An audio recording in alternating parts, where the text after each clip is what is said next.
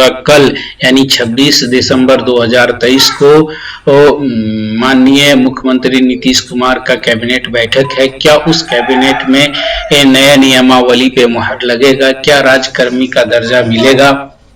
हमेशा की तरह से आपसे रिक्वेस्ट है कि अगर अभी तक आप चैनल को सब्सक्राइब नहीं किए हैं तो इसे सब्सक्राइब कर लीजिए। इसमें जो है हम आपको शिक्षा, शिक्षक, स्टूडेंट से रिलेटेड तमाम तरह के सीखने सिखाने वाली वीडियोस अपलोड करते रहते हैं। स्पेशली हमारा जो है आपको सुरक्षित शनिवार पूरे ईयर का आपको वीडियो यहाँ पे मिल जाएगा। मिशन दक्ष से रिलेटेड सारी चीज मिल जाएगा। इसके अलावा बहुत सारे ट्रेनिंग से रिलेटेड वीडियो यहाँ पे मिलेंगे, इसलिए आप सब्सक्राइब कर लीजिए। पसंद आए तो लाइक कीजिए, दिल चाहे तो आगे शेयर भी कर दीजिए।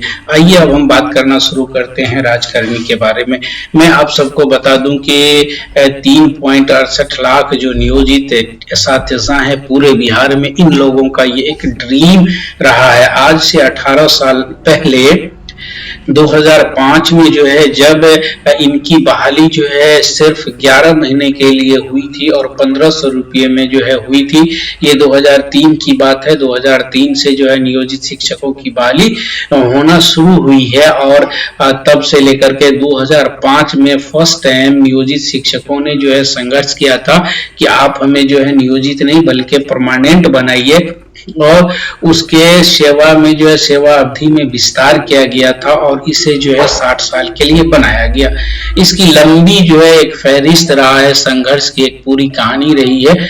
इस पे हम अभी बात नहीं करेंगे, इसका वीडियो हम डाल दिए हैं, आप इसमें देख सकते हैं।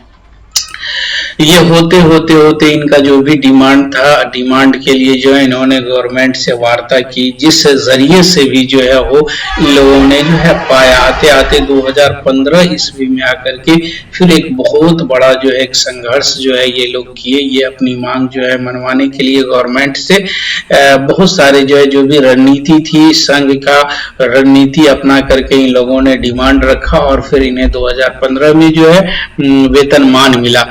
और उसके बाद जो है फिर समान काम समान वेतन की जो है मुद्दा आई, उस पर भी जो है सुप्रीम कोर्ट मामला गया। फिर ये पीछे हटे, फिर जो है 15% जो है इनको एक मुश्त जो है सैलरी में इंक्रीमेंट दिया गया। फिर उसके बाद से लेकर के और अब तक राजकर्मी के मामला को लेकर के ये जो है गवर्नमेंट और एसातिज़ा के दरमियान जो है वो आपस में ये चल रहा है।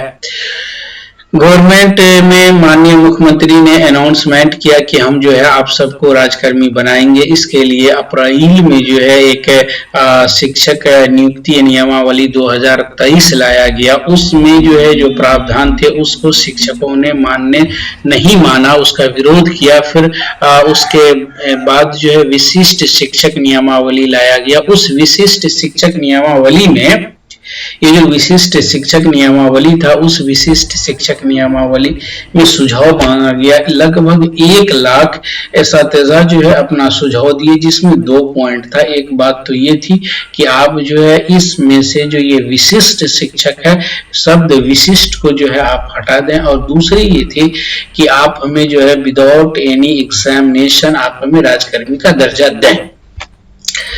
फिर उसके बाद जो है वो प्रक्रियाधीन रहा और लगातार हर कैबिनेट में टीचरों ने इंतजार किया और सोचा कि इस बार हमारे उस नियमावली पे मुहर लग जाएंगे और हमें जो है राजकर्मी का दर्जा मिल जाएगा।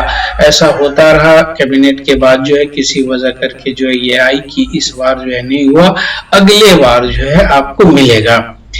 ये सिलसिला होते होते 2 नवंबर आया। 2 नवंबर को सीएम माननीय नीतीश कुमार ने अनाउंस किया कि हम जो है एक मामूली परीक्षा लेकर के आप सभी लोगों को परमानेंट बना देंगे, आप सबको जो है राजकर्मी बना देंगे। तो 2 नवंबर के बाद से लेकर के अब तक जितने भी कैबिनेट हुए हैं, हर कैबिनेट में जो है इन लोगों ने इंतजार किया और कहा कि हो सकता है कि इस कैबिनेट में नए नियमावली आ जाए, इस कैबिनेट में राजकर्मी का दर्जा मिल जाए।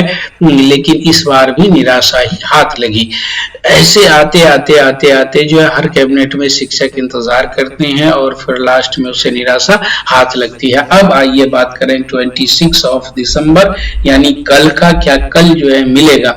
तो इसके लिए जो है मैं 3 सोर्सेज का बात करूंगा कि ये 3 सोर्सेज से ये अंदाजा लग रहा है कि कल के डेट में हो सकता है कि इनको नया नियमावली पे मोहर लग जाए और फिर जो है राजकर्मी का दर्जा का प्रक्रियाधीन हो जाए, राजकर्मी का दर्जा मिलने का जो है एक प्रोसेस स्टार्ट हो जाए। जैसे सबसे पहला जो है जो सबूत हम देंगे, सोर्सेज जो हमारे पास है वो है आपको 27/11/2023 को जो ये अवकाश तालिका, ये आप देख रहे हैं आप बोर्ड पे 27/11/2023 को अवकाश तालिका जो है 2024 के लिए जो है वो निर्गत किया गया, इशू पब्लिश किया गया। वो आइए इस पे भी हमको देखनी है। इसमें आपको ये देखिए ACS के पाठक जी का जो है ये है, इसमें इन्होंने कहा कि यहाँ देखिए चूंकि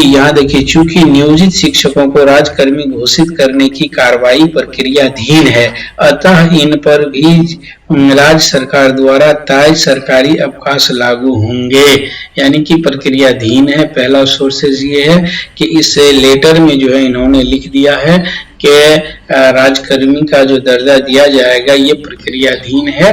तो इसीलिए जो हो मतलब कार्य होता है एक शिक्षक का वो सब का सब आपको करना होगा। सोर्स 1। दूसरा सोर्स मैं आपको ये बताऊंगा, अभी 2 दिन पहले ACS श्री के पाठक का जो है दौरा हुआ था बेतिया में, फिर उसके बाद पश्चिमी चंपारण में, वहां क्वेश्चन पूछा गया था राजकर्मी के ताल्लुक से। तो इन्होंने बताया कि आपको जो है बहुत जल्द राजकर्मी का दर्जा मिलने जा रही है। ये 2 हो गया।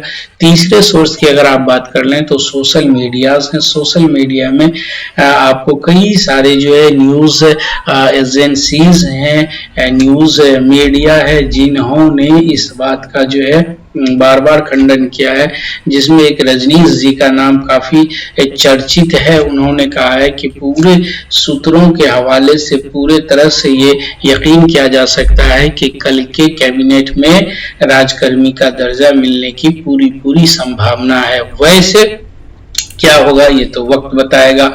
हम पूरे तौर से जो 100% कुछ नहीं कह सकते हैं, तो इंतजार करते हैं। आप सब की तरह मैं भी इंतजार करता हूं और ये मनाता हूं कि कल जो है वो राजकर्मी का दर्जा के लिए नए नियमावली पे मोहर लग जाए। इसका इंतजार हम भी करते हैं, आप सब भी कर रहे हैं। आप सब आए देखें, इसके लिए आप सभी लोगों को बहुत बहुत शुक्रिया।